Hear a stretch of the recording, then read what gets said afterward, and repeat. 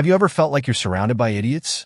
Maybe it's that coworker who never seems to understand your instructions. Or perhaps it's a family member who always misinterprets your intentions. What if I told you that these people aren't actually idiots, but just different from you?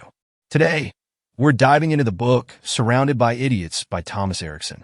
This book might just change the way you see and interact with people around you.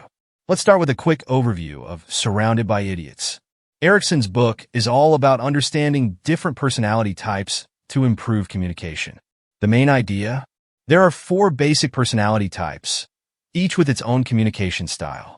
By recognizing these types, we can adapt our approach and communicate more effectively. This isn't just about work, it applies to all our relationships. Now let's break down these 4 personality types. Erikson uses colors to represent each type: red, yellow, green, and blue. First up, we have the reds. Reds are direct, decisive, and action-oriented. They're the ones who want to get things done and fast. If you're dealing with a red, be clear and concise.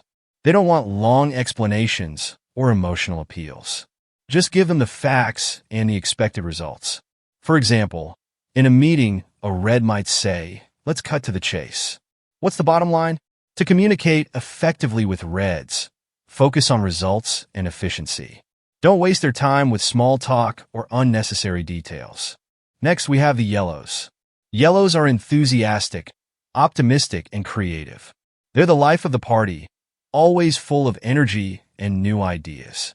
When communicating with yellows, be positive and supportive. They thrive on praise and recognition. Yellows love brainstorming and coming up with innovative solutions. In a work setting, a yellow might say, "Hey, I've got a great idea. What if we try this?" To connect with yellows, show enthusiasm for their ideas. Be open to new approaches and don't shut them down with too much criticism. Moving on to the greens. Greens are analytical, logical, and detail-oriented.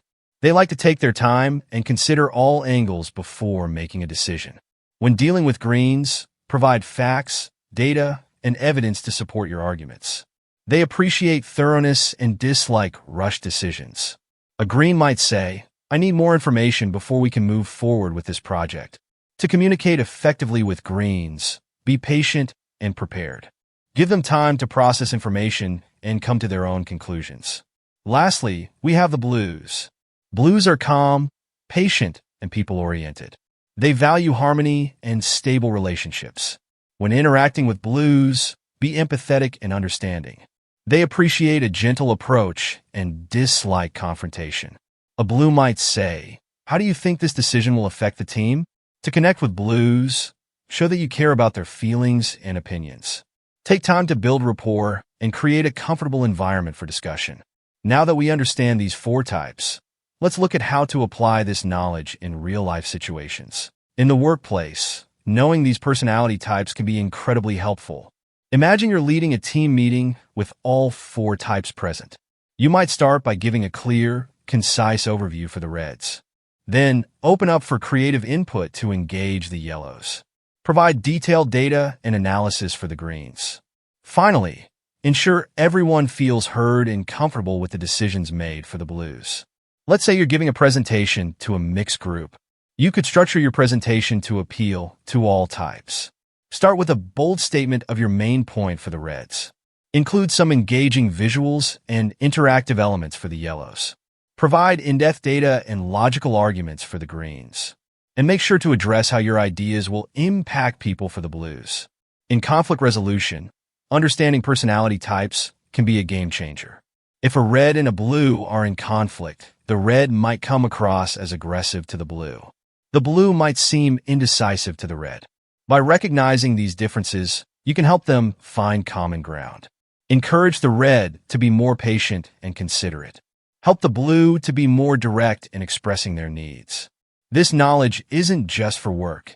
It's equally valuable in personal relationships. Think about your family dynamics. Maybe you have a red parent who always seems to be rushing you, or a yellow sibling who never seems to take anything seriously. Understanding their personality type can help you communicate better and reduce friction. In romantic relationships, knowing your partner's type can lead to better understanding. If you're a green and your partner is a yellow, you might find their spontaneity unsettling. They might find your need for planning restrictive. By recognizing these differences, you can find ways to meet in the middle. The green partner could try to be more open to spontaneous activities. The yellow partner could make an effort to plan ahead more often. One of the most powerful aspects of this system is self-awareness. Understanding your own type can help you recognize your strengths and weaknesses. It can also help you understand why you might clash with certain people. I encourage you to take a personality test based on this system. You might be surprised by what you learn about yourself. And remember, most people aren't purely one type. We all have elements of each color, just in different proportions. As you start to apply this knowledge, you'll likely notice changes in your interactions. You might find it easier to get your point across to that difficult coworker.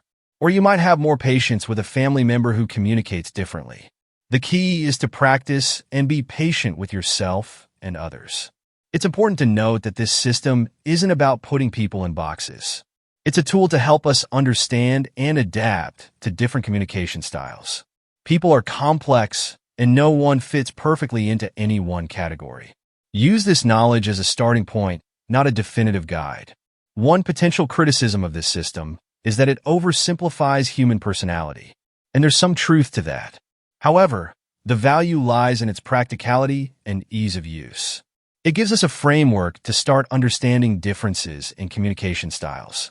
Another point to consider is that our color can change depending on the situation. You might be more red at work, but more blue with your family. This flexibility is part of what makes us human. As you read Surrounded by Idiots or apply these concepts, pay attention to your own reactions. You might find yourself categorizing people you know. This can be helpful, but be careful not to make assumptions. Always be open to learning more about individuals beyond their color. Erikson's book also discusses how to adapt your communication style. This doesn't mean changing who you are. It's about being flexible and considerate in how you express yourself. For example, if you're a yellow talking to a green, you might need to tone down your enthusiasm a bit. Provide more concrete details and give them time to process. One practical tip from the book is to listen for clues in how people speak. Reds often use action words and speak quickly. Yellows tend to be expressive and use lots of adjectives. Greens might ask detailed questions and speak more slowly. Blues often use words related to feelings and relationships. Another useful exercise is to think about people you admire or dislike. Try to identify their dominant color. This can give you insights into your own preferences and biases. Remember, the goal isn't to change others, but to change how we interact with them. By adapting our communication style, we can build better relationships and reduce misunderstandings. Let's look at a few more practical examples. Imagine you're a manager giving feedback to employees of different types.